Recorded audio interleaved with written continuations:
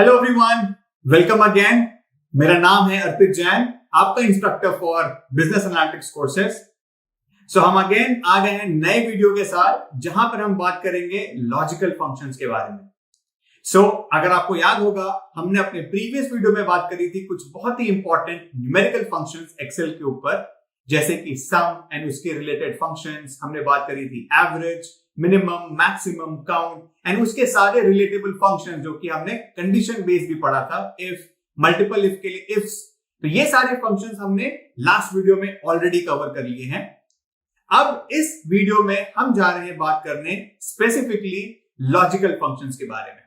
अगर आपको याद होगा, लॉजिकल फंक्शंस हम सम और the other way Boolean data type से भी रिलेट कर सकते हैं, बट हम इसमें भी वापस आएंगे। आज का एजेंडा है स्पेसिफिकली कुछ लॉजिकल फंक्शंस के बारे में बात करना, जैसे कि इफ, और, एंड, नेस्टेड इफ, और इनफैक्ट इफ एरर पे भी हम बात करेंगे। तो ये सारे फंक्शंस, ये सारे लॉजिकल फंक्शंस, जहां पर एक कंडीशन, एक लॉजिकल कंडीशन अप्लाई कर सकते हैं, एंड अगर वो लॉजिकल कंडीशन ट्रू है, फॉल्स है, उसके अकॉर्डिंगली एक एक्शन परफॉर्म कर सकते हैं। तो ये हमारा आज का एजेंडा है गाइस। तो चलिए स्टार्ट करते हैं एंड समझते हैं ये लॉजिकल फंक्शंस के बारे में। इनफैक्ट आगे बढ़ने से पहले हम एक क्विक रिकैप कर लेते हैं बुलियन ऑपरेटर्स के लिए। आपको याद होगा, हमने ऑलरेडी इसके बारे में, बुलियन डेटा टाइप के बारे में पढ़ा हुआ भी है। हमने जब स्टार्टिंग में क्लास करी थी इंट्रोडक्शन टू एमएस एक्सेल, जब हम डेटा टाइप्स पढ़ रहे थे, तो मैंने आपको बुलियन डेटा टाइप के बारे में भी समझाया था। तो बेसिकली बुलियन डेटा टाइप करता क्या है, एक लॉजिकल ऑपरेटर को, एक लॉजिकल कंडीशन को प्रोसेस करता है, एंड अकॉर्डिंगली जो प्रोसेस का रिजल्ट है, अगर वो कंडीशन ट्रू है या फॉल्स है, अकॉर्डिंगली उसको हमें चेक करके बताता है। तो एक क्विक रिकैप भी देख लेते हैं। आपको याद होगा, मैंने उस टाइम भी आपको एग्जांपल दिया था। सपोज मेरे पास एक वैल्यू है 5 और मैं चेक करना चाहता हूं if this is equal to 5। So basically जब मैं लॉजिकल फंक्शन का यूज कर रहा होता हूं जब भी, तो मेरे पास दो चीजें होती हैं। एक तो होता है लेफ्ट हैंड साइड और एक होता है राइट हैंड साइड। एंड मैं इन दोनों ऑपरेटर्स को, इन दोनों वैल्यूज को कंपेयर कर रहा होता हूं।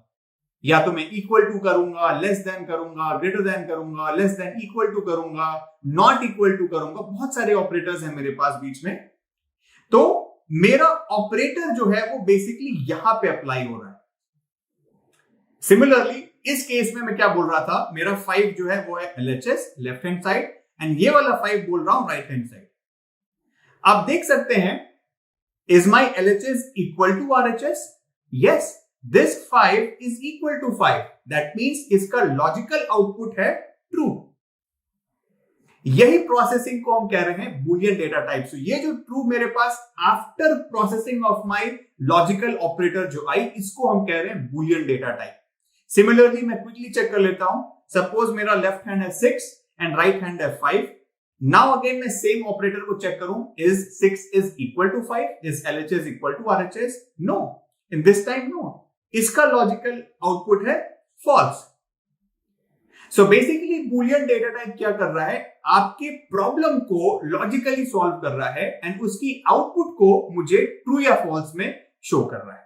तो बुलियन डेटा टाइप अगर मैं याद करूं, तो बुलियन डेटा टाइप में मेरे पास दो आउटपुट्स हैं।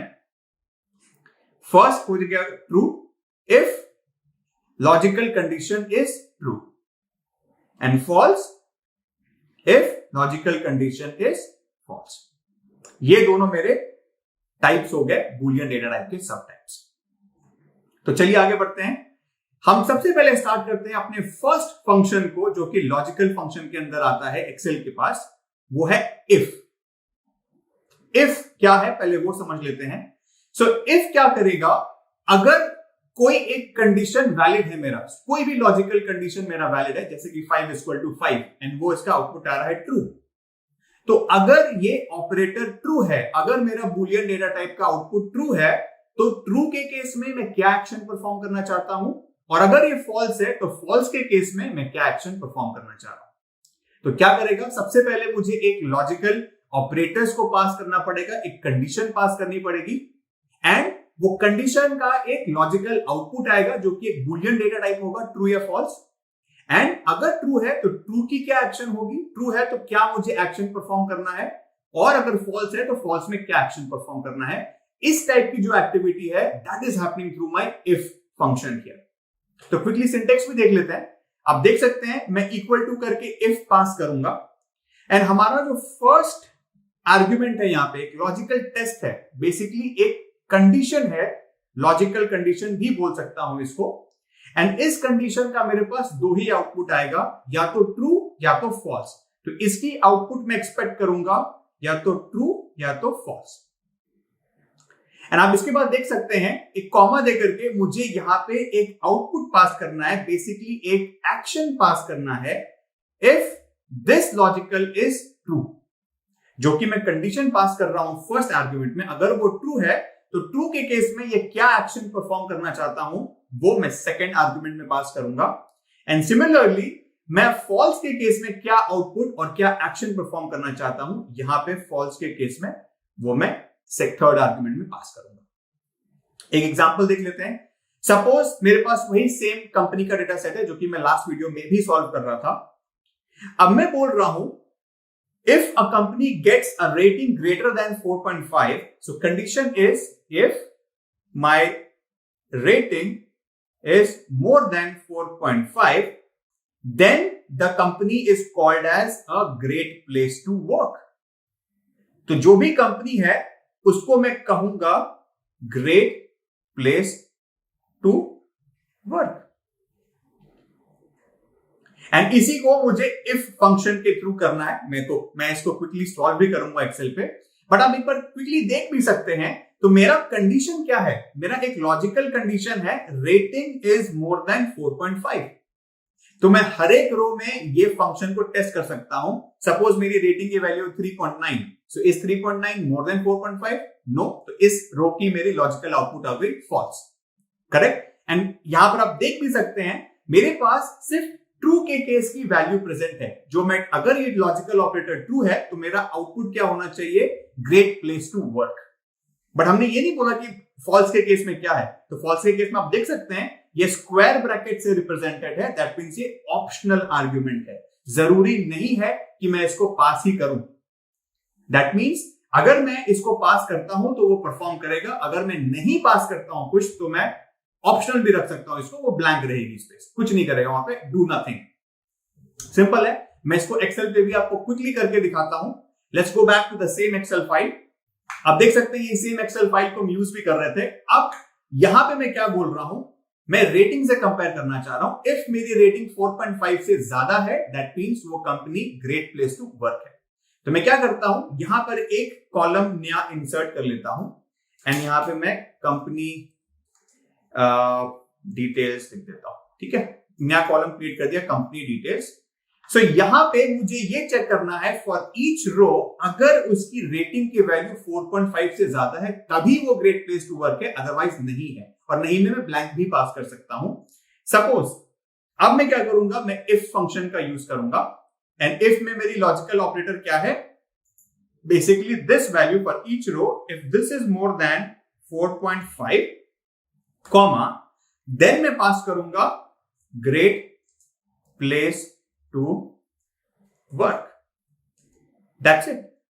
मैं सेकेंड आर्गुमेंट जो कि मेरा है नो के केस में, फॉल्स के केस में मैं तो कुछ भी पास नहीं करूंगा, दैट मींस डू नथिंग, वो ब्लैंक रह जाएगा। आप देख सकते हैं।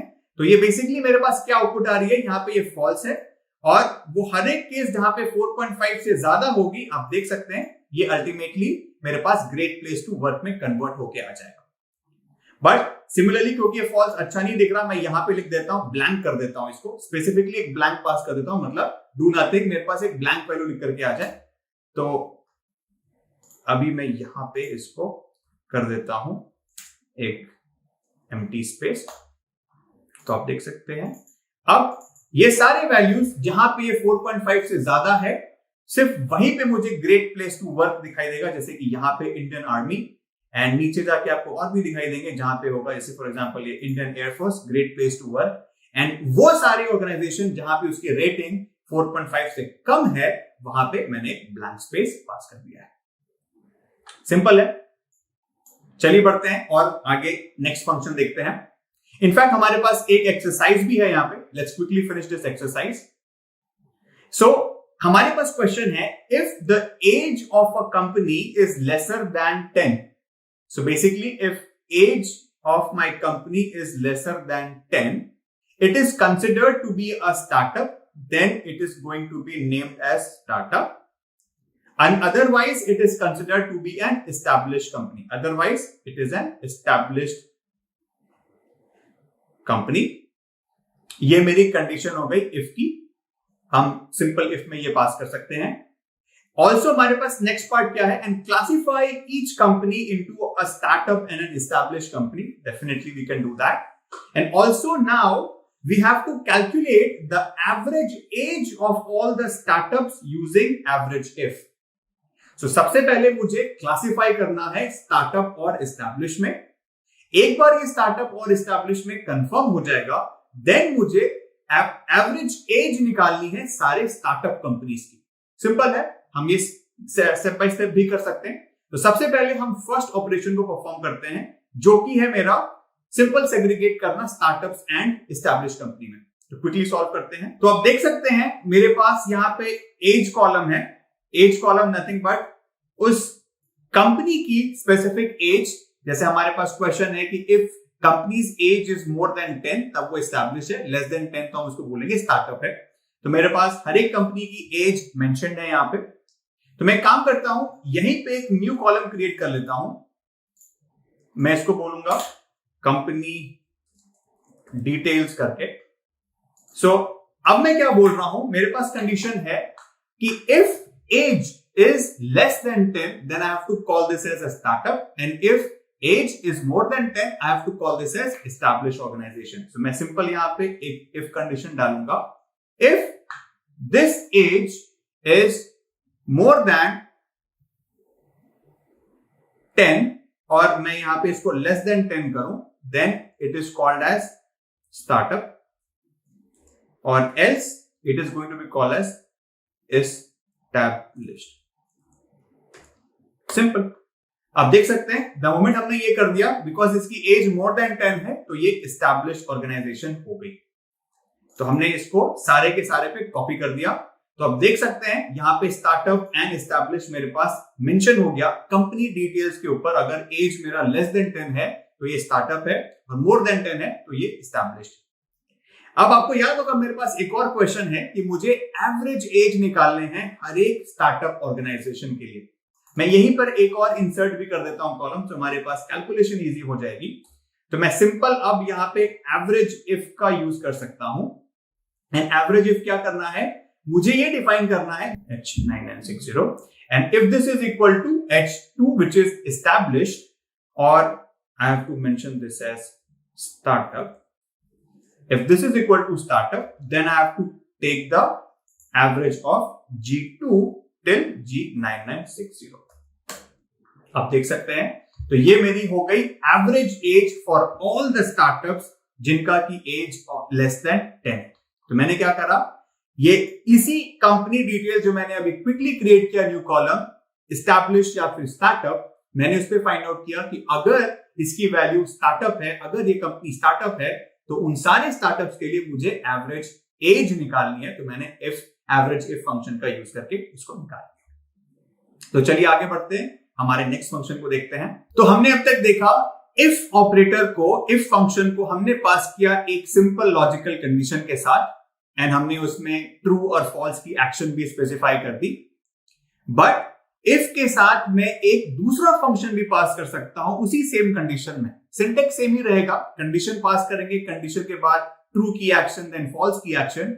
बट इसमें चेंज क्या है, कंडीशन में एक दूसरा फंक्शन भी पास कर सकता हूं. जैसे फॉर एग्जांपल आप अपने स्क्रीन पे देख सकते हैं, we have a question, we want to identify the long and short names in the list of the companies, जहां पे long names are the names with 10 और more characters and short names वो है apart from all this. अगर मेरे company के नाम में 10 या 10 से ज्यादा कैरेक्टर्स हैं, देन मैं बोल रहा हूं कि वो एक लॉन्ग नेम है, otherwise it's a short name. तो आपको याद होगा मैं किसी भी कंपनी का, किसी भी टेक्स्ट का लेंथ कैसे निकाल सकता हूं, नंबर ऑफ कैरेक्टर्स कैसे निकाल सकता हूं. मेरे पास एक फंक्शन अवेलेबल है len फंक्शन. तो मैं क्या बोल रहा हूं, मैं उसी इफ में कंडीशन जो पास कर रहा हूं, आप देख सकते हैं मैं len फंक्शन का यूज करके वो सेल की रेफरेंस दे रहा हूं। And if this is greater than और इक्वल टू देन, तब मैं बोलूंगा कि यह है long name which is my true part, और एल्स में बोलूंगा short name which is my false part. So मेरा इवैल्यूएशन का कंडीशन क्या हुआ? इफ माई len और the length of my word is more than और इक्वल टू देन, तब मैं बोल रहा हूं कि यह लॉन्ग नेम है, otherwise it's a short name. चलिए इसको क्विकली एक्सेल पे भी देख लेते हैं। सो ये हमारे पास एक्सेल की फाइल है, सेम एक्सेल फाइल है। ये रही हमारी नेम ऑफ द ऑर्गेनाइजेशन, आप देख सकते हैं यहाँ पे TCS एक्सेंचर। मैं यहाँ पे एक न्यू कॉलम क्रिएट कर देता हूं, नेम फुल फॉर एग्जाम्पल। ठीक है, तो अब मुझे क्या कंडीशन पास करनी है? इज इक्वल टू इफ मुझे पास करनी है length function. If length of my TCS और B2 if this is greater than और इक्वल टू 10, देन मैं बोलूंगा कि ये है लॉन्ग नेम, एल्स मैं बोलूंगा इट्स अ शॉर्ट नेम। आप देख सकते हैं। सो अगर मेरे कंपनी का लेंथ जो है, नेम का length, if it is more than और equal to 10, then it's a long name, else it's a short name. मैं सेम फॉर्मूला को सारे के सारे सेल पे कॉपी कर दूंगा। तो आप देख सकते हैं टेक महिंद्रा का number of characters more than और इक्वल टू 10 है, तो ये लॉन्ग नेम में क्लासिफाई हो गया, otherwise everything else is a short name. Simple है। तो उसी इफ कंडीशन में मैंने एक दूसरा फंक्शन पास कर दिया लॉजिकल ऑपरेटर के लिए। तो चलिए वापस चलते हैं स्लाइड पे। अब आप देख सकते हैं कि मैं एक्चुअली एक और कंडीशन भी पास कर सकता हूं। फॉर एग्जाम्पल, सपोज मैंने बोला कि if my length is less than और इक्वल टू 10, तो मैं कोई और एक्शन परफॉर्म कर सकता हूं किसी और सेल के ऊपर भी। जैसे फॉर एग्जाम्पल इस क्वेश्चन को समझते हैं। If my age of a company is lesser than 10, मेरा इवैल्यूएशन का कंडीशन क्या है? अगर मेरी एज लेस देन 10 है, मैंने इसको स्टार्टअप बोला, otherwise it's an established organisation. And research has shown that the startups are usually rated lower than established companies. तो स्टार्टअप का रेटिंग जनरली एस्टैब्लिश्ड से कम होता है। So to reflect the actual ratings, we are going to add 0.1 to my startups. तो जहां पे भी मेरे पास ऑर्गेनाइजेशन का जो नाम है, if it's a startup, then what I have to do is I have to put a correction in my rating. So उसकी true rating पे 0.1 मुझे add करना है, and also do nothing or do not add anything to the rating if it's an established organization. अब मुझे अगर वो established है तो मुझे कुछ भी नहीं करना है। तो ये हो गई मेरी यहाँ पे रेटिंग की फाइल। मैंने क्या बोला एज कॉलम पे, तो मैं इसको क्विकली करेक्ट कर देता हूं। तो मैं एक न्यू कॉलम क्रिएट करता हूं, करेक्टेड रेटिंग। मैं क्या बोल रहा हूं इस केस में? If this age is less than 10, then मुझे ये रेटिंग में ऐड करना है प्लस 0.1, और एल्स अगर ये 10 से कम नहीं है तो मुझे इसको एज इट इज रख देना है। बेसिकली दिस लेस देन और इक्वल टू 10। ठीक है, अब देख सकते हैं। तो ये 10 से कम नहीं है तो मेरा एज इट इज रह गया, और बाकी मैंने सारे के सारे, अगर मेरा वैल्यू 10 से अगर कम है, मतलब अगर उसका एज स्टार्टअप है, टाइप स्टार्टअप है ऑर्गेनाइजेशन का, तो मैंने उसमें करेक्शन कर दिया, रेटिंग को 0.1 ऐड कर दिया उसके ऊपर, else it is still copied for established organisation. Simple है। तो उसी सेम इफ के अंदर हमने तीन चीजें देखी। या तो हम डायरेक्ट कंडीशन भी पास कर सकते हैं, या फिर हम एक दूसरा फंक्शन के थ्रू कंडीशन पास कर सकते हैं, या फिर हम कंडीशन तो पास करेंगे ही, उसके साथ एक तीसरे कॉलम पे हम एक्शन भी परफॉर्म कर सकते हैं। ये सारे डिफरेंट फ्लेवर्स हैं, डिफरेंट टाइप ऑफ प्रॉब्लम्स हैं जो कि इफ के थ्रू सॉल्व हम कर सकते हैं।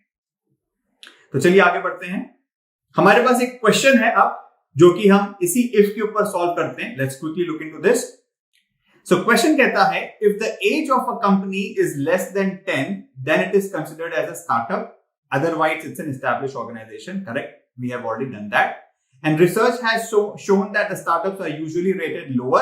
Fine. and to reflect the actual ratings, we are going to add 0.5. We have already done that, so we will be still checking this. So we have to add 0.5 on the startups, and do not add anything if it's established organization. So we have almost everything done that. We have additional question here. Additionally, the maximum possible rating for a company is 5. So if a startup rating is 4.6, so the moment we add 4.5 on 4.6, it will become 5.1. So if I add 0.5 on 4.6, it will become 5.1. But we know that maximum rating is only 5.1. So maximum cannot be 5.1. It can only go up to 5. So in this case, what we have to do is we have to get this corrected. So it should not be 5.1. So we have to make sure that if it is exceeding 5.1, then I have to make sure that it is coming back to 5. We can do that. So first we have to make this correction done. So 0.5 has to add it for the startups. And then for those 0.5, we have to put a condition. If the value is more than 5.1 or 5.0, basically in this case, I have to check it back to 5. So we are also seeing the hint where we can use if and min functions. Cool, simple. Let's try to solve this. Let me share the Excel file. So again, I'm going to create a new column here. I'm going to put new corrected rating. Okay.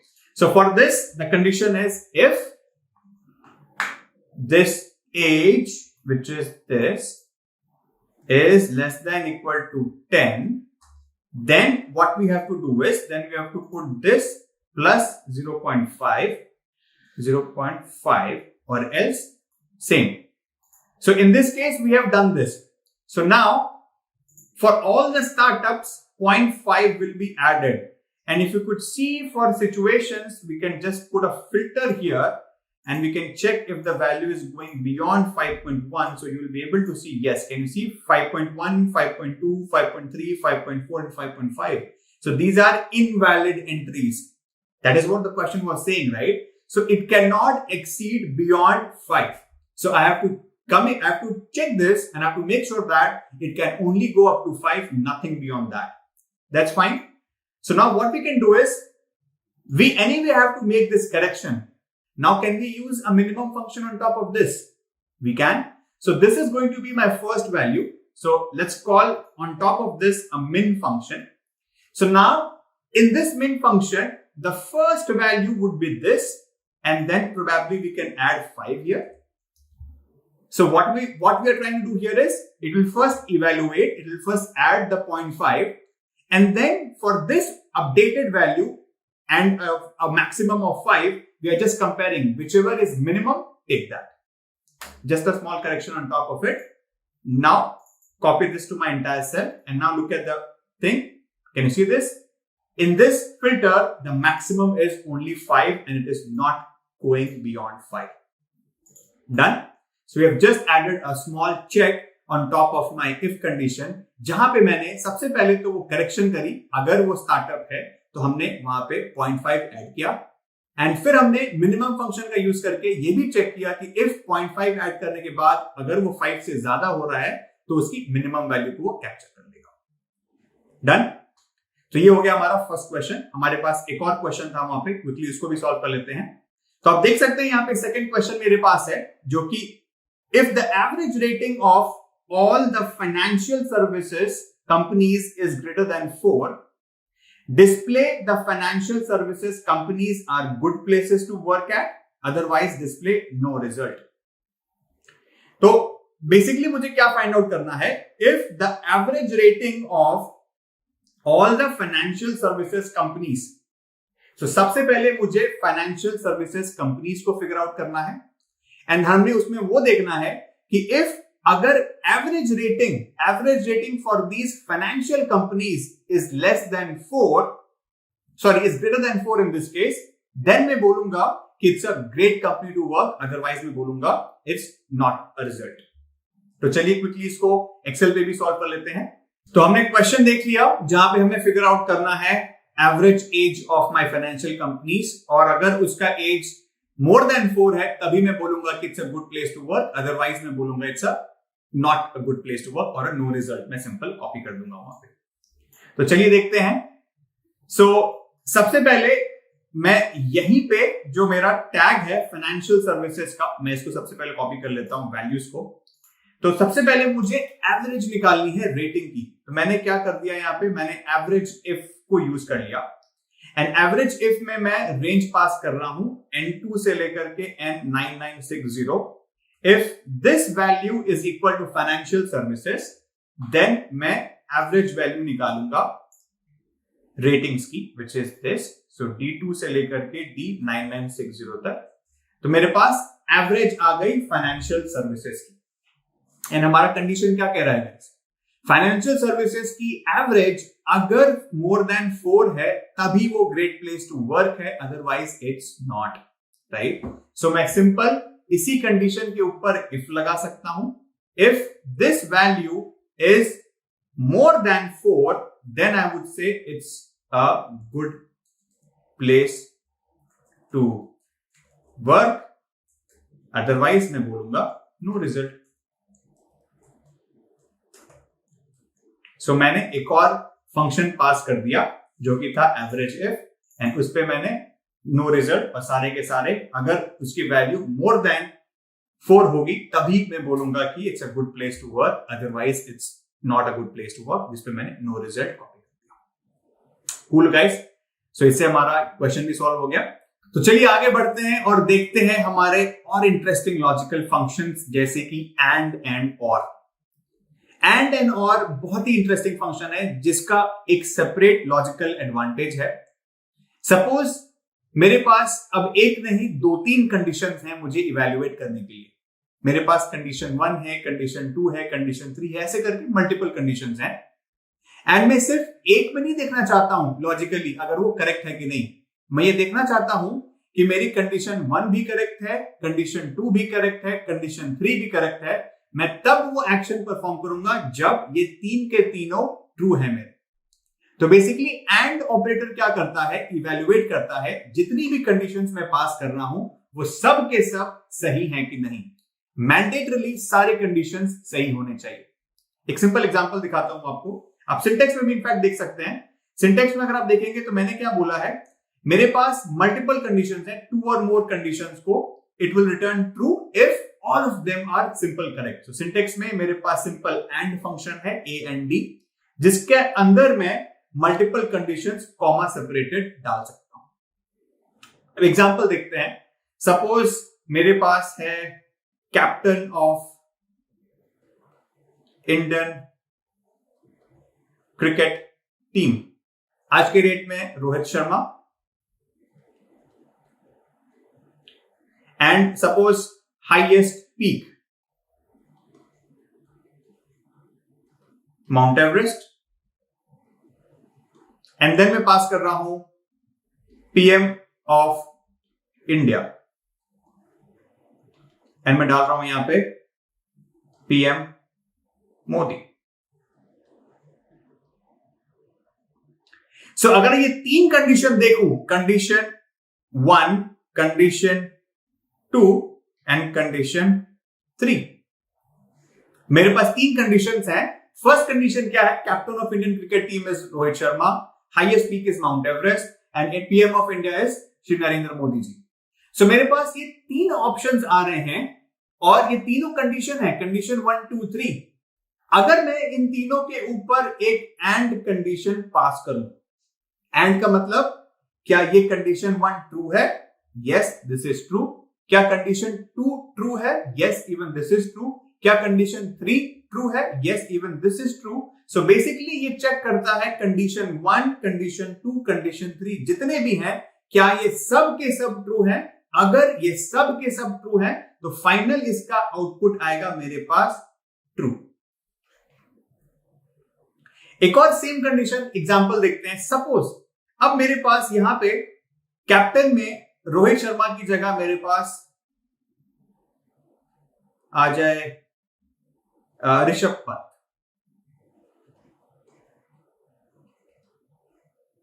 सो अब आप देख सकते हैं मेरी condition 2 तो still true है, condition 3 भी मेरी ट्रू है, बट क्या कंडीशन 1 ट्रू है?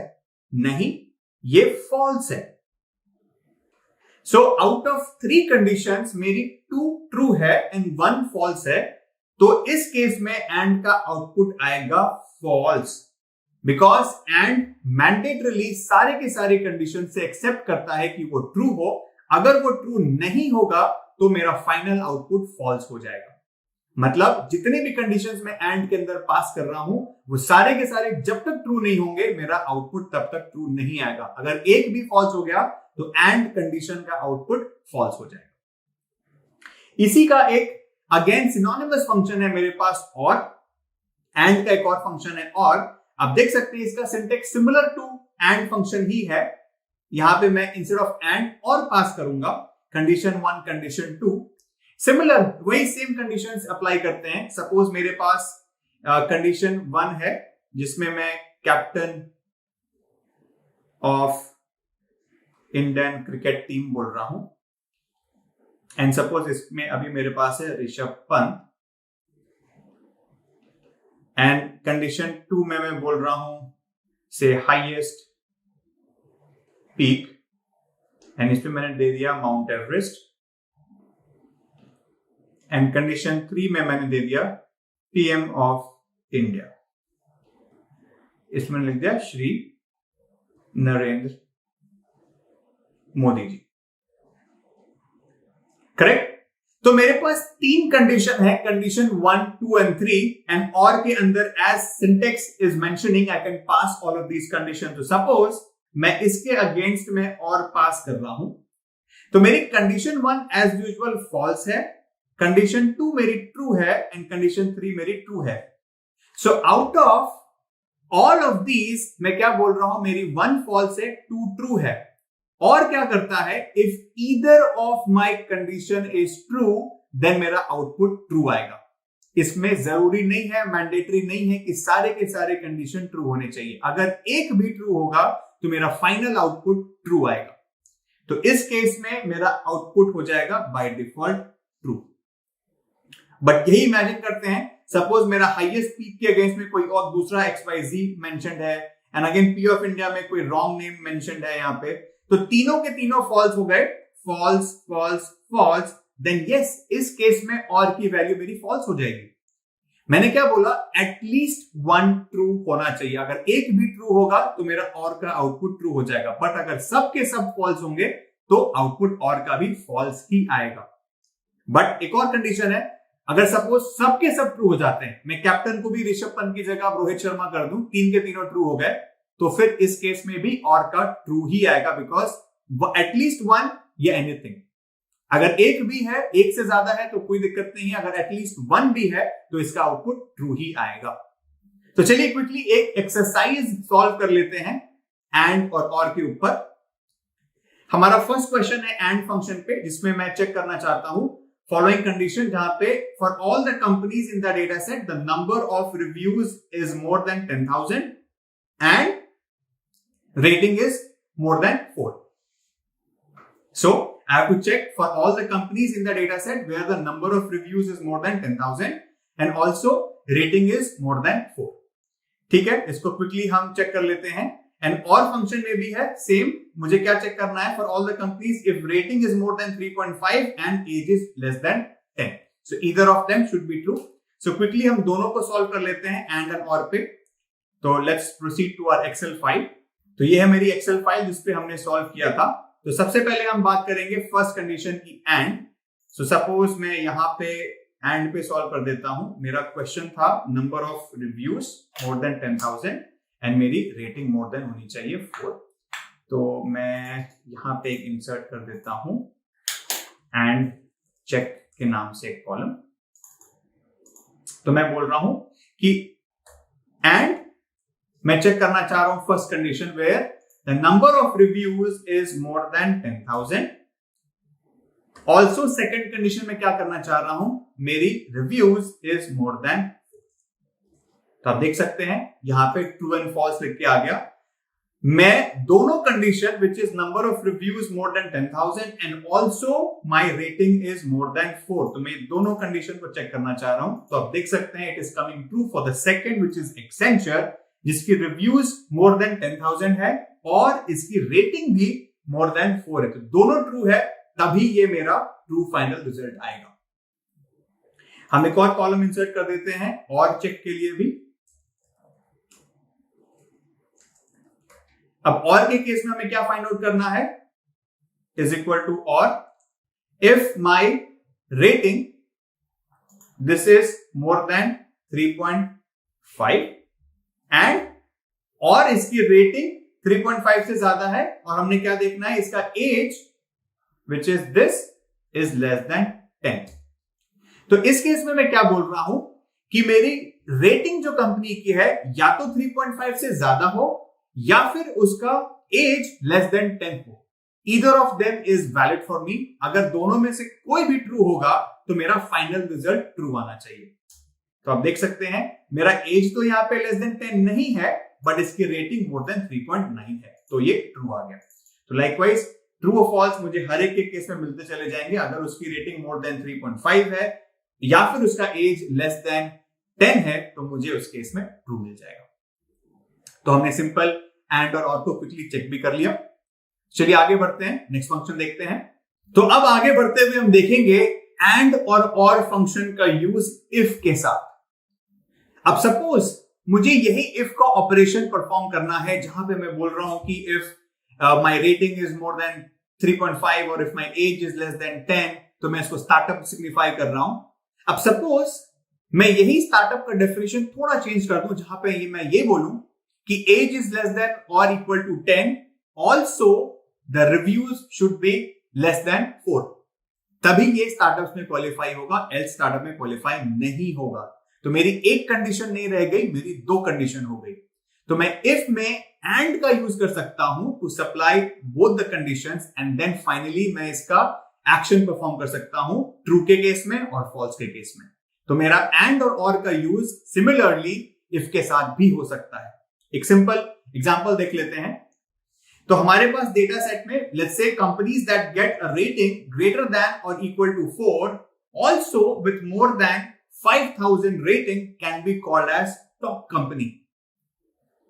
तो अब मैंने क्या बोला कि इसी इफ कंडीशन में अब मेरे पास दो है, एक तो rating should be more than 4 and also इसकी 4-5,000 से ज्यादा रेटिंग होनी चाहिए।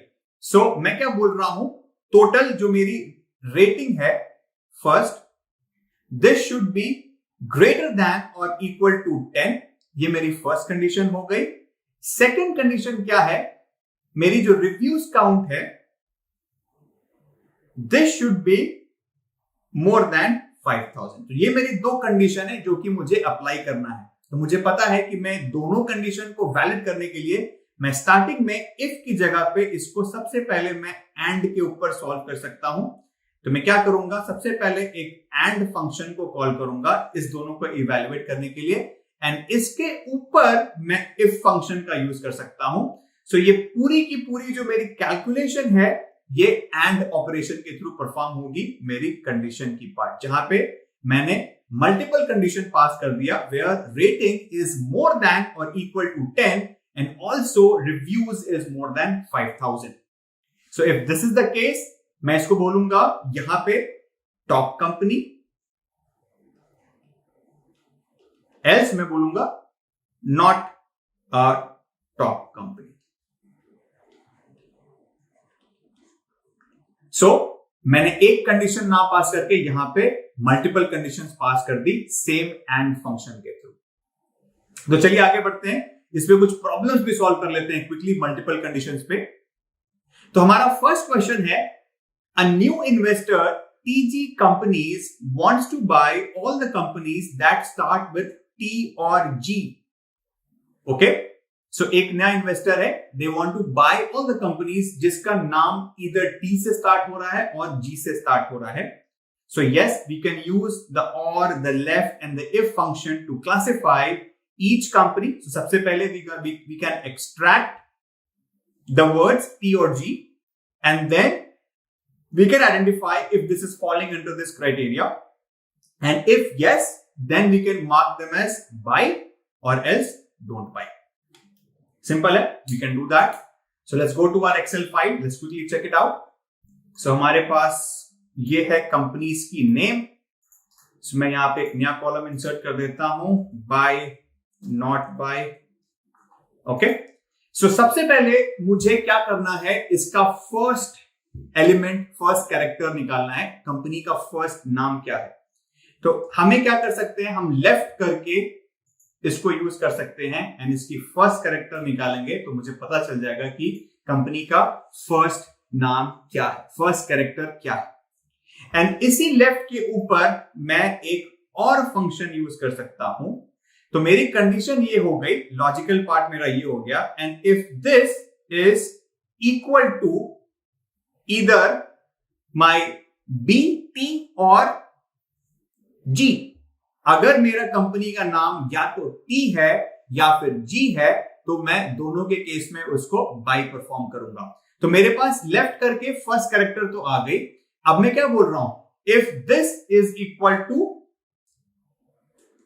टी कॉमा सेम, अगर मैं बोलूं यही left operator on my B2 comma 1, if this is equal to again either G. तो आप देख सकते हैं मेरे पास क्या हुआ।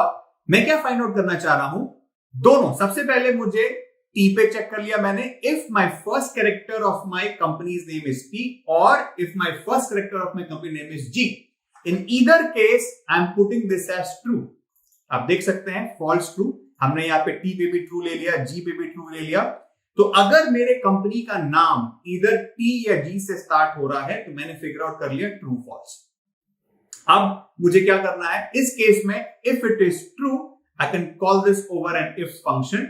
सो if this entire condition is true then I have to mark this as buy और else I have to mark this as don't buy. Correct? मैं आई थिंक सेम फंक्शन मुझे इस पे भी कॉपी करना चाहिए। या देख सकते हैं, सो बाय या डोंट बाय, अगर मेरे कंपनी का नाम इधर टी या जी से स्टार्ट हो रहा है, which I have sorted from the left function, उस लेफ्ट को मैंने और के ऊपर पास किया, हमने ट्रू फॉल्स चेक कर लिया, and if true then I have to mark this as buy, if not true then I have to mark this as don't buy. Simple. ये हमारा हो गया फर्स्ट क्वेश्चन। चलिए आगे बढ़ते हैं, नेक्स्ट क्वेश्चन देखते हैं। नेक्स्ट क्वेश्चन कह रहा है हमारा, we have to find all the financial services companies based out of Mumbai and we have to tag them as Bombay finance. ठीक है, we can do that. So सबसे पहले हमको फाइनेंशियल सर्विसेज कंपनीज देखनी है एंड फाइनेंशियल सर्विसेज कंपनीज जो कि बॉम्बे से बेस्ड आउट है, मुंबई से बेस्ड आउट है, उसको मुझे बॉम्बे फाइनेंसेस में कन्वर्ट करना है। बस let's quickly do that. And क्योंकि हमने यहाँ पे दोनों कंडीशन वैलिड रखनी है, मेरा फाइनेंशियल भी सेम होना चाहिए, फाइनेंशियल सर्विसेज कंपनी का टैग होना चाहिए एंड कंपनी का नाम भी, उसका लोकेशन मुंबई से स्टार्ट होना चाहिए। ये दोनों मेरे लिए इंपॉर्टेंट है। सो एंड कंडीशन का यूज होगा और यूज नहीं होगा। तो क्विकली इसको हम एक्सेल पे सॉल्व करते हैं। सो अब आप देख सकते हैं सबसे पहले यहां पे हमारे पास हेडक्वार्टर है। आप देख सकते हैं हेडक्वार्टर में मेरे पास मुंबई है, डबलिन है, तो ये सारे के सारे मेरे पास फर्स्ट वैल्यूज आ रही हैं, Mumbai, Dublin, Pune and what not. Correct? So मुझे यहां पे सबसे पहले ये फाइंड आउट करना है कि मेरी जो वैल्यू है, जो मेरी हेडक्वार्टर है, पहले तो वो मुंबई बेस्ड हो और मुंबई बेस के साथ साथ उसकी जो टैग है वो भी फाइनेंशियल सर्विसेज ही होनी चाहिए। तो सबसे पहले अगर मुझे यहां पे कंपनी के नेम से अगर मुझे मुंबई को निकालना है तो मैं मुंबई से को कैसे निकालूंगा? मैं यहां पे सिंपल अगर मैं लेफ्ट फंक्शन का यूज कर लूं, मुझे पता है कि मेरे पास लेफ्ट फंक्शन से मुझे यूज करना है मुंबई, तो मैं लेफ्ट से 6 यूज कर सकता हूं। तो मेरे पास सारे के सारे 6 एलिमेंट आ जाएंगे और मैं क्या करूंगा, मैं सिंपल इसको मुंबई से वैलिडेट भी कर सकता हूं। तो मैं लेफ्ट L26 भी अगर यूज करूं तो मैं मुंबई से वैलिडेट कर सकता हूं इसको। तो चलिए एक बार क्विकली इसी टैग में मैं यहां पे क्रिएट करता हूं एक new column which is the company name. So अब मैं क्या बोल रहा हूं, सबसे पहले एंड ऑपरेटर का यूज करूंगा सो एंड ऑपरेटर में क्या बोल रहा हूं कि मेरा ये tag this should be equal to financial services. Okay, so it should be equal to financial services. ठीक है. So first condition is my all the tags should be equal to financial services. Also, मैं क्या बोल रहा हूं, मेरा next condition which is basically this, and इस पे मैं पास करना चाह रहा हूं एक left function. So left of this comma 6 if this is equal to Mumbai. Correct. तो आप देख सकते हैं तो मैंने एंड ऑपरेटर पास कर दिया फाइनेंशियल सर्विसेज और मुंबई. तो मैं सिर्फ उन्हीं के लिए ट्रू बोलूंगा जहां पे वो उसका टैग फाइनेंशियल सर्विसेज है और वो फॉलो कर रहा है मुंबई से भी. तो दोनों के दोनों ट्रू होने चाहिए तभी वो ट्रू होगा, अदरवाइज वो फॉल्स रहेगा. तो अब मैं क्या बोल रहा हूं, if this condition is true then I can put it over an if condition. So, ये पूरा का पूरा जो मेरा लॉजिक है वो इफ के अंदर चला जाएगा. And if this is true I am gonna call this as Bombay finances and then else I am gonna call this as none, for example. देख सकते हैं तो ये मेरा बॉम्बे फाइनेंसेस और नन में कन्वर्ट हो जाएगा. सिंपल है. हमने एंड ऑपरेटर का यूज किया दोनों फंक्शन को सॉल्व करने के लिए. फर्स्ट जो मेरा लॉजिकल ऑपरेटर था टैग फाइनेंशियल सर्विसेज के लिए. सेकंड हमने मुंबई को फिगर आउट कर लिया अपने हेडक्वार्टर से. अगर वो फाइनेंशियल सर्विसेज है एंड मुंबई से भी बिलोंग करता है तो हमने इसको कन्वर्ट कर दिया बॉम्बे फाइनेंसेस. सिंपल है. तो चलिए क्विकली नेक्स्ट क्वेश्चन भी कर लेते हैं जहां पे हमने ये फिगर आउट करना है कि हमारी अगर हेडक्वार्टर बैंगलोर, बेंगलुरु या फिर चेन्नई हो, साथ ही साथ उसका एज लेस देन 10 होना चाहिए एंड कंपनी का टैग इंटरनेट बेस्ड हो, तो हमें उसको इंडियन सिलिकॉन वैली स्टार्टअप्स में मार्क करना है. तो क्विकली चेक कर लेते हैं इसको. तो हमने यहाँ पे एक्सेल फाइल में एक न्यू कॉलम क्रिएट करना है. यहाँ पे सिंपल एक कंपनी चेक नाम से एक कॉलम बना लेते हैं. तो हमारे पास मल्टीपल कंडीशन है. सबसे पहले और को इंप्लीमेंट करते हैं. सो और में बिकॉज हमें एक्सट्रैक्ट करना पड़ेगा, ये वैल्यू डायरेक्टली अवेलेबल नहीं है हमारे पास, तो हम इसको लेफ्ट फंक्शन के थ्रू एक्सट्रैक्ट कर सकते हैं. बैंगलोर बेंगलुरु में 9 कैरेक्टर्स ईच है, लाइकवाइज चेन्नई में 7 है, तो हम लेफ्ट के थ्रू डाल सकते हैं. तो left of this if I put 9 and अगर ये वैल्यू इक्वल टू बैंगलोर है, या फिर अगेन लेफ्ट फंक्शन का यूज करके अगर मैं बोलूं यही F2 if this is 9 equal to Bengaluru, if I use this left function, if I use F2 and if I put 7 here, and in this 7 if I say if this is equal to Chennai, then इस case में मैं क्या बोलूंगा, जैसे हमने इसको किया ये एक्सट्रैक्ट करेगा मेरी हर एक वैल्यूज को और मुझे ट्रू एंड फॉल्स देगा जहां पे भी ये वैल्यू वैलिड है. आप देख सकते हैं जहां पे भी ये बैंगलोर है या बेंगलुरु है या फिर चेन्नई है, ये मेरे को वहां पे ट्रू दिखाएगा. बट ये सिंगल कंडीशन नहीं है, मुझे इसी के ऊपर और भी कंडीशंस अप्लाई करने हैं. तो सेकंड कंडीशन क्या है? सेकंड कंडीशन है मेरा age which is this if this is less than 10. एक और कंडीशन है मेरे पास if my tag if this is equal to internet. ये 3 कंडीशंस हैं एंड इन सबको मैं करूंगा एंड फंक्शंस के अंदर. सो मैं यहां पे क्विकली एक एंड फंक्शन लगा देता हूं on the top and function.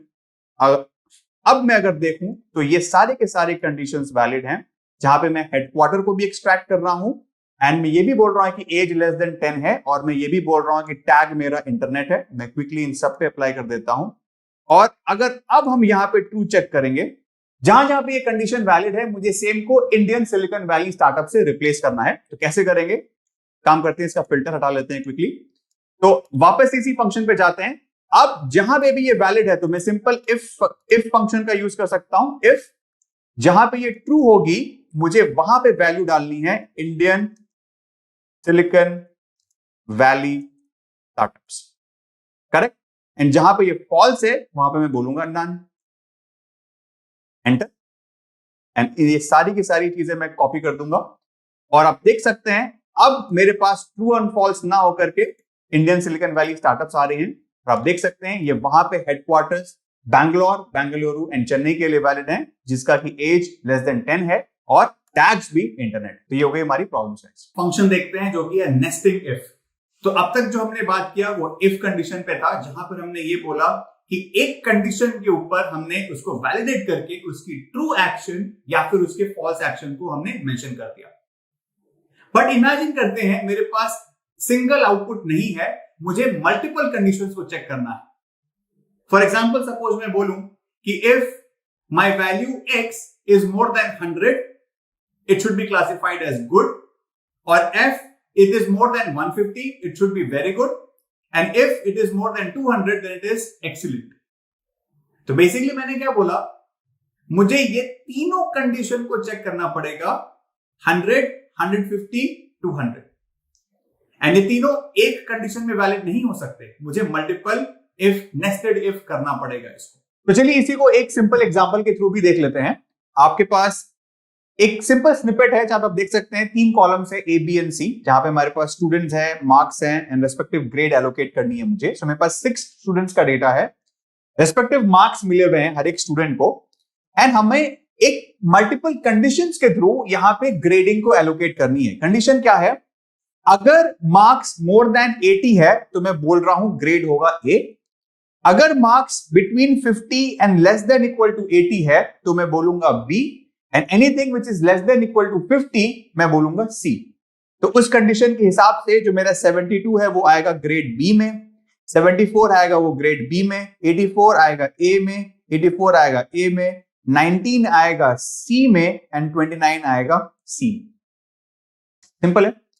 तो अब इसी कंडीशन को अगर मुझे फंक्शंस के थ्रू अप्लाई करना हुआ तो हमारे पास आती है नेस्टिंग ऑफ इफ कंडीशन। तो नेस्टिंग ऑफ इफ कंडीशन कैसे हम अप्लाई कर सकते हैं, सिंपल है। मैं क्या करूंगा इस केस में, पहले लॉजिक बिल्डअप करते हैं। तो अगर मैं ये बोलूं कोई भी वैल्यू अगर मेरी मोर देन 80 है तो बाय डिफॉल्ट वो हो जाएगा A, अगर वो more than and equal to 50 है तो इसको मैं बोलूंगा B, बिकॉज इस केस में मैं ऑलरेडी एक हाइपर कंडीशन अप्लाई कर चुका हूं, 80 more than 80 which is equal to A, तो 50 और 80 के बीच में जो होगी वो एलोकेट होगी B, और जो भी दोनों कंडीशन को वैलिडेट नहीं करेगी वो थर्ड कंडीशन हो जाएगी C।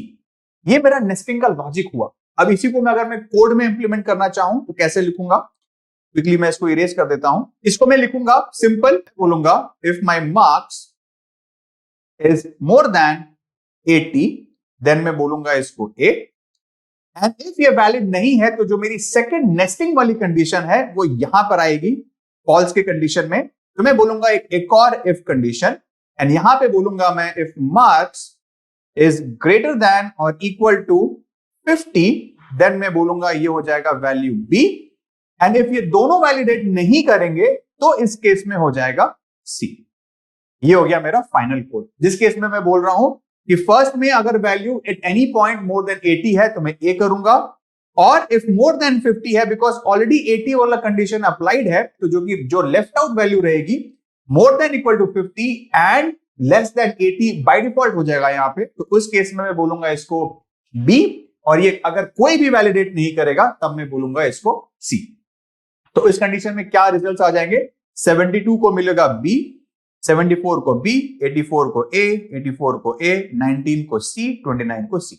ये हो गई हमारी नेस्टिंग इफ कंडीशन। तो चलिए इसका एक एग्जांपल भी देख लेते हैं। हमारे पास एक एक्सरसाइज है जहां पर आप देख सकते हैं, हमें ये फिगर आउट करना, क्वेश्चन है government has started a reward for some categories, जहां पे मुझे ये देखना है कि if company category is IT services, consulting और financial services and the rating is more than 4, then उसकी रिवॉर्ड है 10 lakh, and if company IT services और फाइनेंशियल सर्विसेज में है एंड रेटिंग उसकी लेस देन इक्वल टू 4 है, देन मैं बोलूंगा 5 lakhs। Else, if it is telecom, ISP and rating is more than 4, then reward है 8 lakhs, and for all the other categories reward है 0। and ये सारे के सारे मुझे परफॉर्म करने हैं सिंगल इफ के अंदर, कर सकते हैं। Let's quickly solve it up. मैं स्क्रीन शेयर करता हूं एक्सेल फाइल के साथ। तो ये मेरी सेम एक्सेल फाइल है, हमने यहां पे क्वेश्चन को कॉपी भी कर लिया है। तो अब मैं क्या बोल रहा हूं आपको, यहां पे हम इंसर्ट कर लेते हैं एक नया कॉलम। तो सबसे पहले हमने फर्स्ट कंडीशन चेक करनी है कि if my company is IT services and consulting और ऑल्सो फाइनेंशियल सर्विसेज। तो मैं इन दोनों की वैल्यू को सिंपल पहले कॉपी कर लेता हूं। तो अब मैं बोल रहा हूं सबसे पहले is equal to and function के साथ, सॉरी और फंक्शन के साथ, because either of them check करनी है। So if this tag is equal to IT services and consulting, comma this is equal to financial services. तो आप देख सकते हैं हमने इसको करेक्ट करके फॉल्स ट्रू कर लिया। तो या फिर ये आईटी सर्विसेज एंड कंसल्टिंग होनी चाहिए या फिर फाइनेंशियल सर्विसेज होनी चाहिए। तो हमने इसको क्विकली चेक कर लिया। ऑल्सो मैं इस पे कंडीशन पास करना चाहता हूं, शुड बी मोर देन 4। तो ये तो फर्स्ट कंडीशन हुई। अब मैं इसी के ऊपर एंड कंडीशन पास कर देता हूं। तो एक तो ये फर्स्ट कंडीशन हो गई, सेकंड हो गई मेरी रेटिंग की value which is here. So rating is this and if rating is more than 4, so rating is more than 4, then again and condition पास कर दिया हमने। तो अब इस केस में ये दोनों की दोनों को चेक करेगा मेरे पास। तो मेरे पास अब आप देख सकते हैं somehow ये करेक्ट नहीं हुआ। Let's quickly check it. So मैं एंड फंक्शन डाल दिया हमने और मैंने क्या बोला, C2 should be more than 4। तो हमने अप्लाई कर दिया। हाँ, अब ये सही हो गया। तो ये सबके सब केस में अप्लाई हो गया। ट्रू फॉल्स अब देख सकते हैं अपडेट हो गई। सो एंड में first either this is IT services consulting or financial services and also rating should be more than 4. अब if this is true तो मैं यहां पे if function डालूंगा। So if this entire is true then मैं बोल रहा हूं कि मेरा reward should be 10 lakh और else यहां पे अभी 0 रख के देखता हूं। तो ये मेरा आप देख सकते हैं 10 लाख और 0 रिवॉर्ड अकॉर्डिंगली चेंज हो गया। रिव्यूज भी 4 से ज्यादा है और आईटी सर्विसेज, कंसल्टिंग और फाइनेंशियल सर्विसेज में बिलोंग भी करता है। बट अभी तो ये सिर्फ वन कंडीशन इंप्लीमेंट हुई। अब मेरे पास मल्टीपल कंडीशन इंप्लीमेंट करनी है सेम के अंदर। तो मैं यहां पे 0 नहीं कर सकता इसको। अब मैं इसी को 0 ना करके यहां पे मैं एक और इफ कंडीशन डालूंगा एंड इसमें इफ में यही सेम पहले तो वैलिडेट होगा पूरा का पूरा एज इट इज। मैं इसको इफ में यहां पे मेंशन कर देता हूं। So and IT services consulting को बिलोंग करना चाहिए एंड आप देख सकते हैं इस केस में रेटिंग की value should not be 4, it should be less than और इक्वल टू 4। तो इस केस में बोलूंगा कि अगर ये मेरा वैलिडेट होता है तो फाइनली मैं बोलूंगा कि this should give me reward as 5 lakh. Correct? And अगर ये फाइनली अगर ये भी इंप्लीमेंट नहीं होता है देन मेरा थर्ड कंडीशन आता है। अगेन यहां पे मैं इफ फंक्शन डालूंगा एंड इफ में मैं अगेन सेम चीज कॉपी कर सकता हूं एज इट इज। बट यहां पे मैं क्या बोल रहा हूं कि मेरे पास कंपनी का नाम टेलीकॉम या आईएसपी होना चाहिए। तो मैं टेलीकॉम या आईएसपी अब इसमें से निकाल के मैं लिख सकता हूं टेलीकॉम हैश आईएसपी भी मेंशन कर सकता हूं। तो इस केस में ये टेलीकॉम एंड आईएसपी होना चाहिए। तो ये मैंने मेंशन कर दिया यहाँ पे। सो टेलीकॉम एंड आईएसपी इस केस में और नहीं होगा। तो यहाँ पे मैं और फंक्शन हटा देता हूं। सो सबसे पहले this should be equal to only telecom and ISP. तो ये मेरा एक कंडीशन वैलिडेट हो गया। एंड मैं बोल रहा हूं कि मेरी rating should be more than 4, तो C2 should be more than 4। Then इस केस में बोलूंगा कि मेरी क्या है, रिवॉर्ड 8 लाख है और else finally for everything else it is 0। तो आप देख सकते हैं फाइनली हमने ये पूरा का पूरा फंक्शन अप्लाई कर दिया। तो 5 लाख और 8 लाख रेस्पेक्टिवली मुझे इसमें अवार्ड दिख जाएंगे। आप देख सकते हैं कि ये मेरा बिलोंग करता है रेस्पेक्टिव यूज केसेस पे। तो ये सारे के सारे ट्रू वैल्यूज होंगे, आप ये देख सकते हैं। तो मैं इसको I18 को एक्चुअली इसको फिक्स करना पड़ेगा, बिकॉज ये फिक्स्ड वैल्यू है, ये चेंज नहीं होनी चाहिए। तो हमने कर दिया इसको।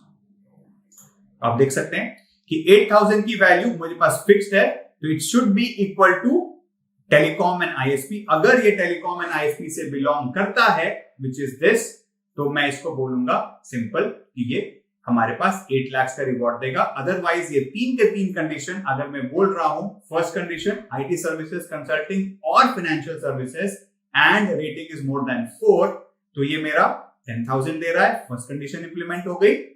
सेकंड में मैं इफ कंडीशन उसी के फॉल्स में अप्लाई कर दिया, ये मेरी कंडीशन हो गई, और इस सेकंड की मेरी ट्रू है 5 लाख। बट अगेन इस केस में एक और फॉल्स में मैं अप्लाई कर रहा हूं इफ कंडीशन, तो मेरी कंडीशन यहां पर हो गई, इसकी ट्रू वैल्यू हो गई 8 लाख। एंड फाइनली अगर कुछ भी वैलिड नहीं है तो 0। ठीक है, तो ऐसे करके मैं मल्टीपल नेस्टेड इफ में भी क्वेश्चन को सॉल्व कर सकता हूं। थोड़ा ट्रिकी हो जाता है कोड, बट इसमें पेशेंस रख के थोड़ा ध्यान से अगर हम कोड करेंगे तो कुछ नहीं है, सिंपल है। सिंपल उसी लॉजिकल फ्लो में इसको अप्लाई करते चले जाना है। ठीक है, तो ये हो गया हमारा नेस्टेड इफ के ऊपर क्वेश्चन। चलिए आगे बढ़ते हैं। तो चलिए अब आगे बढ़ते हैं और देखते हैं एरर हैंडलिंग कैसे होती है एक्सेल के अंदर। हमने बहुत सारे डिफरेंट तरीके के एरर्स देखे हैं एक्सेल के ऊपर, डिफरेंट टाइप्स के होते हैं। तो quickly in different type of errors को एक बार देख लेते हैं, किस किस तरीके की एरर हमें एक्सेल के ऊपर आ सकती है और वो क्यों आती है। तो आप स्क्रीन के ऊपर देख सकते हैं, ये डिफरेंट टाइप ऑफ एरर्स है जो हमें दिखाई देती है। सबसे पहले आप देख सकते हैं हैशटैग नेम एरर। ये कहां से आया? ये बेसिकली एरर आती है अगर आपके पास कोई फंक्शन है, आपने कोई भी फंक्शन मेंशन किया है और बाय मिस्टेक आपने उसकी स्पेलिंग सही नहीं लिखी। फॉर एग्जांपल सपोज आपको सम करना है एंड आपने इक्वल टू सम की जगह SU करके C2, C3 डाल दिया। तो SU जो फंक्शन है ये आइडेंटिफाई नहीं करेगा, ये अवेलेबल नहीं है। तो इस टाइप की एरर आपको हैशटैग नेम एरर देगी। सेकेंड टाइप ऑफ एरर है हैश डिवाइड 0। सपोज आप किसी नंबर को अगर 0 से डिवाइड कर रहे हैं या कोई आपको ऑपरेशन उसको 0 से डिवाइड कर रहा है, तो उस केस में ये रिजल्ट आती है। सपोज मैं बोल रहा हूं equal to C2 divide by 0, तो मेरी जो वैल्यू है मैं उसको 0 से डिवाइड करने की कोशिश कर रहा हूं, तो ये इंफिनिटी हो जाएगा बेसिकली। तो इस केस में ये डिवाइड बाय 0 की एरर आएगी मुझे। थर्ड, मेरे पास अगर नल वैल्यू है, नल बेसिकली मैं ये बोलना चाह रहा हूं कि मेरी जो वैल्यूज है, सपोज से C2, C3, C4, मैं इन सबको ऐड करना चाह रहा हूं और मैं इसके अगेंस्ट में फंक्शन पास कर रहा हूं सम, बट मैंने समहाउ ये C2, C3 के बीच में कॉमा देना भूल गया, तो ये कॉमा यहां पे अवेलेबल नहीं है। तो ये C2, C3, C4 जो है ये वैलिड नहीं रहेगा, ये इसको सेल को आइडेंटिफाई नहीं कर पाएगा। तो situations like this generates hash null error. Similarly मेरे पास वैल्यू फंक्शन आ जाती है एरर। अब सपोज मेरे पास सेल A में 100 है, सेल B में सपोज मेरा नेम है अर्पित एंड सेल C में मेरा एज है 30, और मैं बोल रहा हूं कि मैं 100 प्लस अर्पित प्लस 30 करना चाहता हूं। ये तो डिफरेंट डेटा टाइप्स में हो गए। तो इस टाइप की एरर जहां पे मैं वैल्यूज को परफॉर्म करना चाहता हूं बट उसकी डेटा टाइप का मिसमैच है, तो मेरी वैल्यू एरर है ये। इस केस में मुझे आएगा वैल्यू एरर। यहां पे एक और टाइप है नम एरर। नम एरर तब आता है जब कोई बहुत हेवी कंप्यूटेशन हम कर रहे हैं एक्सेल के ऊपर, बहुत ही बड़ा कैलकुलेशन है एंड फाइनली एक्सेल उसको कंप्यूट नहीं कर पा रहा है, मेमोरी एरर आ गई या फिर उसको कंप्यूट नहीं कर पा रहा है, तो ये एक्सेप्शनल एरर है। इस केस में आता है जब मेरे पास हेवी कंप्यूटेशन होता है, तो उस केस में मुझे हैश नम एरर आती है। लास्ट है हैश NA। ये रेफरेंस फंक्शंस में जनरली यूज होता है कि अगर हम कोई रेफरेंस फंक्शन यूज कर रहे हैं और वो अवेलेबल नहीं है तो मुझे हैश NA आता है। ये हम कवर करेंगे हमारे नेक्स्ट वीडियो के अंदर जहां पे हम रेफरेंस फंक्शंस को यूज करेंगे। बट ब्रॉडली ये 6 टाइप के एरर्स हैं जो कि एक्सेल में हमें दिखाई देते हैं। सिंपल है, या तो हमने फंक्शन का नाम गलत दे दिया, गलत डेटा टाइप्स यूज कर रहे हैं, डिवाइड बाय 0 कर रहे हैं, या फिर उसकी सेल की रेफरेंसिंग गलत है। ये डिफरेंट टाइप के एरर्स हैं जो कि हम एक्सेल में देख सकते हैं। इसी को हैंडल करने के लिए हमारे पास इफ एरर फंक्शन है। इफ एरर क्या करता है, इफ आपको कोई भी टाइप की एरर आती है तो उस एरर को वो बाईपास करके आपको वहां पे एक वैल्यू पास कर देता है। For example, if error syntax आप देख सकते हैं, कोई भी फॉर्मूला जो मुझे मेंशन करना है, सपोज यही यूज करना चाह रहा हूं, CU C2 C5। सो SU में आप देख सकते हैं ये मेरी फर्स्ट टाइप की एरर है जो कि नेम फंक्शन के अंदर लाई करती है, जो मैंने आपको बताया था। तो ये मुझे, अगर मैं सिंपल इसको रन करता तो मुझे #name एरर आती, बट क्योंकि मैंने इसको इफ एरर पे पास किया हुआ है तो इसको बाईपास करके इसका आउटपुट आएगा 0। तो ये रिप्लेस कर देगा इस #name को 0 से, तो मुझे आउटपुट में 0 दिखाई देगा। It is a method to handle the error. Similarly मैं इसको C2/0 कर रहा हूं, इस केस में मुझे डिवाइड बाय 0 की एरर आती, तो मैं इस एरर को बाईपास करके बोल रहा हूं कि मुझे आउटपुट में चाहिए इनकरेक्ट एंट्री। सिंपल है। ये सारी चीजों को मैं एक्चुअली परफॉर्म कर सकता हूं हमारे एक्सेल के ऊपर भी। मैं क्विकली आपको शो कर देता हूं ये कुछ एरर्स दिखा करके भी, और इसको मैं कैसे आइडेंटिफाई कर सकता हूं इफ एरर के थ्रू। तो चलिए क्विकली एक्सेल पे देखते हैं इसको। यही एक्सेल फाइल है हमारे पास। तो अब क्या करते हैं, सपोज यहां पे एक मैं इंसर्ट कर देता हूं और मैं बोलता हूं कि मुझे करना है SUM की जगह मैं SU पास करना चाहता हूं और बोल रहा हूं C3, C4। तो आप देख सकते हैं हमें क्या एरर आई, #name की एरर आई, बिकॉज ये SU जो फंक्शन है ये इसने आइडेंटिफाई नहीं किया। इसी को हम एरर हैंडल भी कर सकते हैं। हमने इफ एरर फंक्शन का यूज किया, अगर ये इफ एरर है तो मुझे एरर ना दे करके ये 0 दे दे, तो ये एरर ना दे करके मुझे अब ये 0 पास करेगा। एक और एरर चेक कर लेते हैं। सपोज मैं बोल रहा हूं कि this value this should B divide by 0, हमें #divide 0 की एरर आई। अब इसी को मैं इफ एरर पे भी चेक कर सकता हूं। मैं सिंपल इफ एरर पे अगर जाऊंगा, इफ एरर, अगर ये एरर है तो इसको (0) कर दे। सिंपल। इसी टाइप की मल्टीपल एरर्स हम देख सकते हैं एक्सेल के ऊपर। हर एक का एक पर्टिकुलर मीनिंग है और इफ एरर फंक्शन हमें उसी एरर को हैंडल करने का एक ऑप्शन देता है। अगर एरर आ रहा है तो वो उसको एक पर्टिकुलर वैल्यू से रिप्लेस कर देगा। ये हो गई हमारी इफ एरर की मतलब। तो हमने यही देखा, हमने ये समझ लिया कि हम इफ एरर फंक्शन के थ्रू कैसे एरर को हैंडल कर सकते हैं। मल्टीपल एरर टाइप्स, जो भी एरर है मेरे पास, मैं उसको इफ एरर फंक्शन के थ्रू हैंडल कर सकता हूं। तो क्विकली एक बार समराइज कर लेते हैं हमने इस वीडियो में क्या समझा। हमने स्टार्ट किया लॉजिकल ऑपरेटर्स के साथ, हमने एंड फंक्शंस पढ़ा, हमने और फंक्शन पढ़ा, हमने इफ फंक्शन पढ़ा, इफ का भी हमने नेस्टेड इफ पढ़ा अगर हमें मल्टीपल कंडीशंस को पास करना है। हमने ये देखा किस किस टाइप के एरर्स में हो सकते हैं हमारे पास एक्सेल के अंदर, एंड उसी एक्सेल एरर को हम कैसे हैंडल कर सकते हैं इफ एरर फंक्शन के साथ। कोई भी एरर हो हम उसको बाईपास करके अपनी ओन वैल्यू वहां पे पास कर सकते हैं। तो ये था हमारे इस वीडियो का content. Thank you so much guys. So अब हम मिलेंगे नेक्स्ट वीडियो में जहां पर हम लॉजिकल रेफरेंसिंग की बात करेंगे। Thank you so much, stay tuned, will see you in the next video.